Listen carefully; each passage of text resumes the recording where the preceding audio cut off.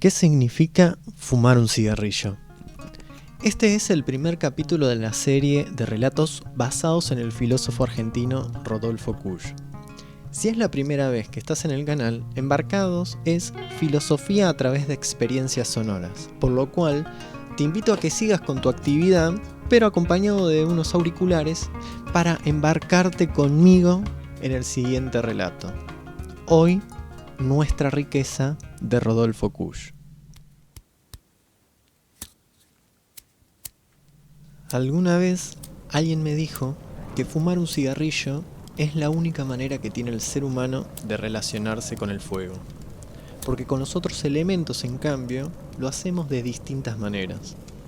El agua en un vaso, el aire en un abanico, la tierra al comer una manzana. Pero encender un cigarrillo es acariciar ese fuego que Prometeo robó para nosotros.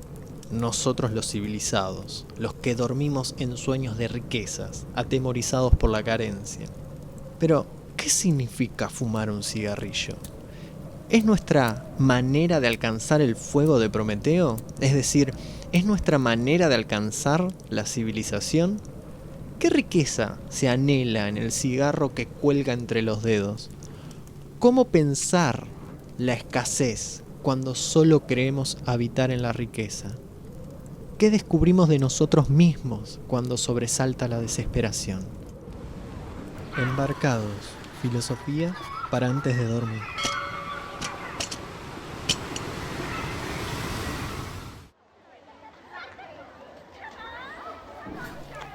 Solemos decir, al menos acá en Argentina, que constituimos un país rico, ¿no? Cuando en el colegio primario, allá hace ya varios años, nos enseñaban geografía, se nos informaba sobre la cantidad de cereales y de cabezas de ganado que tenía América y justamente también la Argentina.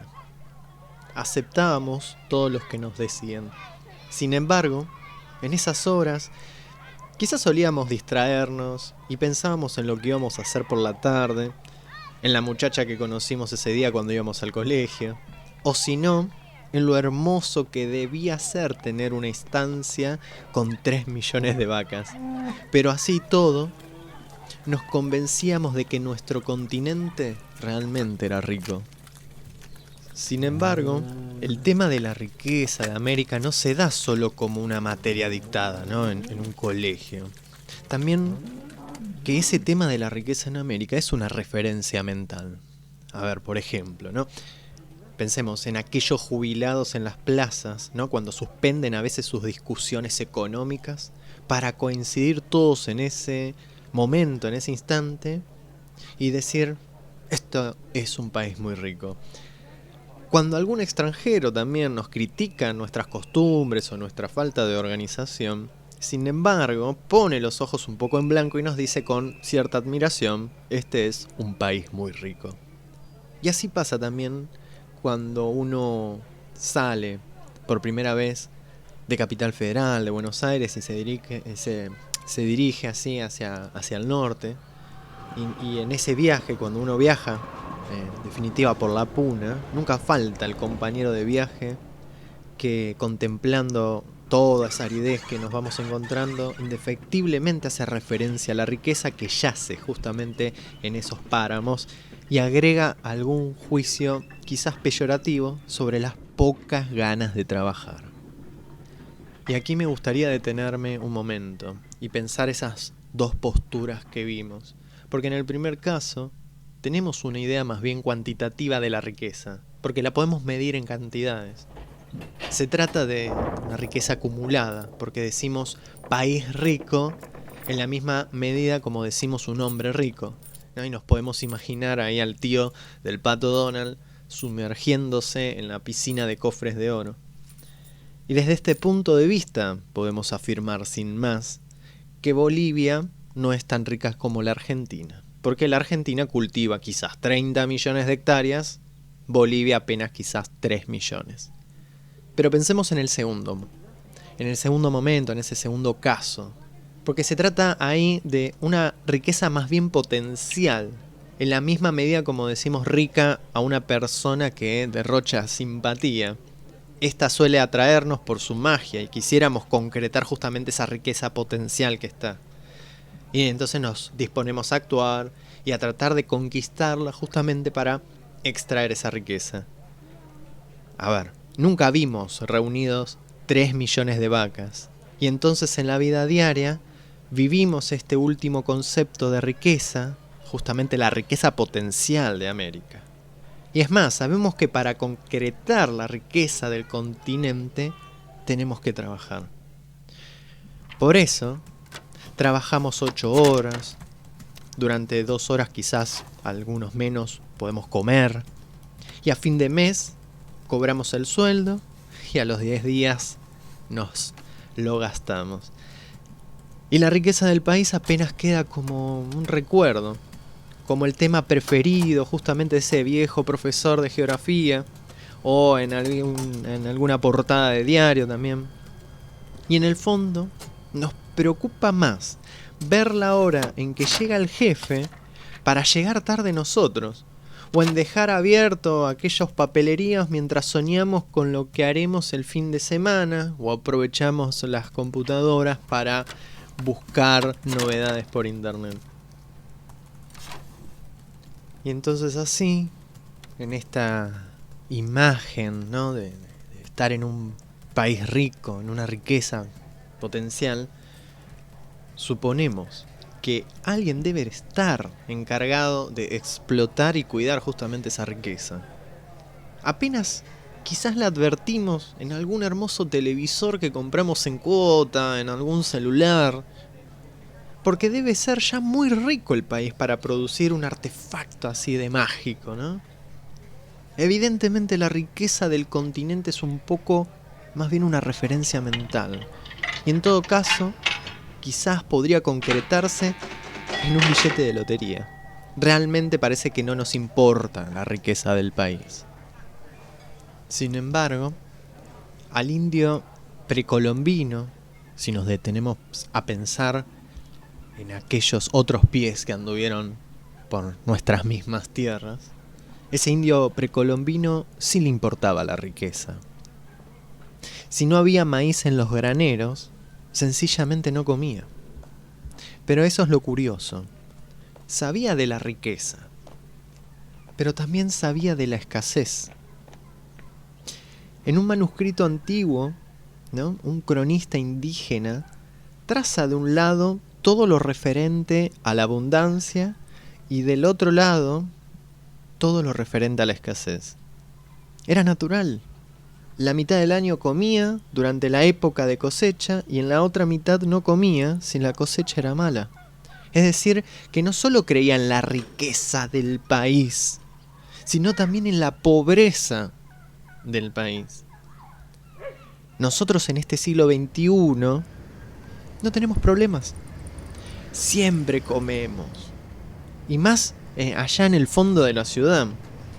Quizás algunos más, quizás algunos menos consiguen cuando las cosas andan mal, pero siempre hay algo, un resto para comer. ¿Para qué vamos a creer también en la escasez? Eso sería deprimente, y lo solemos decir. Pero esperemos un momento. Pensemos en esto. No hay peor tragedia en Buenos Aires que tratar de conseguir cigarrillos en un barrio a las 3 de la mañana. A ver, uno camina cuadras, cuadras y cuadras y nada consigue. Y si el vicio está muy arraigado a uno, la desesperación es escasez. Y lo solemos decir, ¿eh? Si no fumo me muero. ¿Y qué pasa? Lo que pasa es que se nos cambia el mundo entero. El cigarrillo es sustituido por la desesperación. El cigarrillo apela al mundo exterior. La desesperación me hace notar mi mundo interior. Cigarrillo entonces equivale a riqueza. El cigarrillo es riqueza. Y no toleramos ni la escasez ni la desesperación.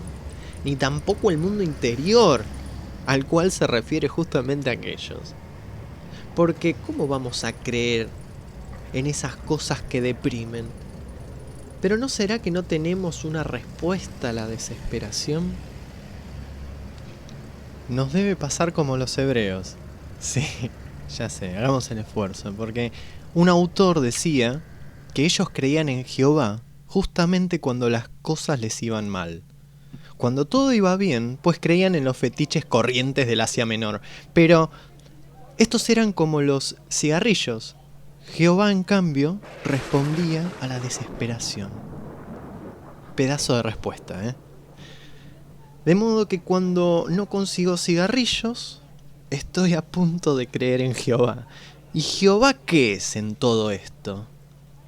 Pues una tremenda apelación al mundo interior, a la unidad interna del ser humano creada, en este caso por los hebreos, como para no fumar más. Fuera de esa unidad, no hay más que unos inofensivos cigarrillos que esquivan el bulto a la divinidad. Y en la misma cosa andaban nuestros indios.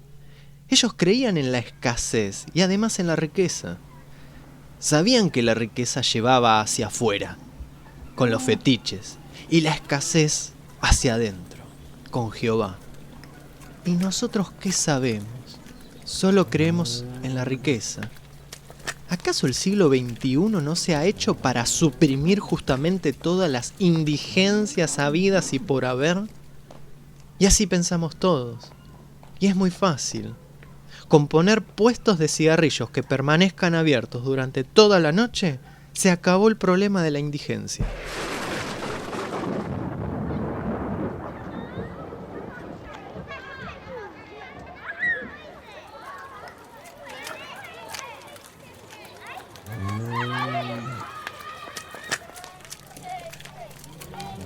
Pero lo cierto es que la riqueza es enseñada por los rumores.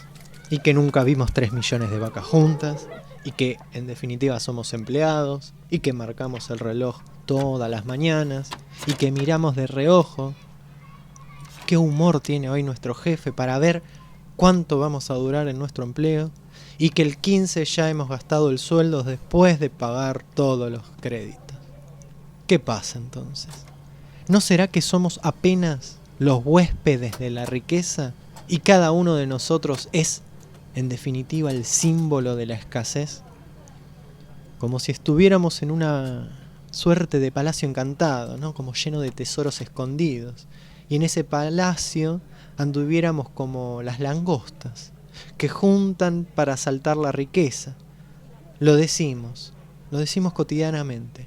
Nos rebuscamos la vida igual que las langostas. ¿Qué olor a indio tiene todo esto? Pero con una diferencia. El indio apelaba a la escasez y conseguía así la riqueza. Nosotros, en cambio, los que anhelamos el fuego de la civilización a través del cigarrillo, nosotros apelamos a la riqueza y conseguimos la escasez. Y entonces, ¿de qué lado se da realmente el hombre? ¿En dónde está realmente parado el ser humano? ¿Del lado de la riqueza o del lado de la escasez? He aquí la contradicción. Ser humano para nosotros es algo que busca cigarrillos. Y de este algo, nada sabemos. En todo caso, solo sabemos que está necesitado. Y nada más es ser humano. La próxima vez que salga a buscar cigarrillos trataré de pensar bien en lo que me pasaba. Puede ser que ahí descubra definitivamente que somos nosotros los americanos, al margen de la riqueza, al margen de los cigarrillos y de los 3 millones de vacas. Quizás encuentre al ser humano americano o algo así como Jehová, que viene a hacer lo mismo. Desgraciadamente, nunca hubo algún rumor, alguna bolilla que nos enseñe de esto. Además, 3 millones de vacas no es lo mismo que Jehová.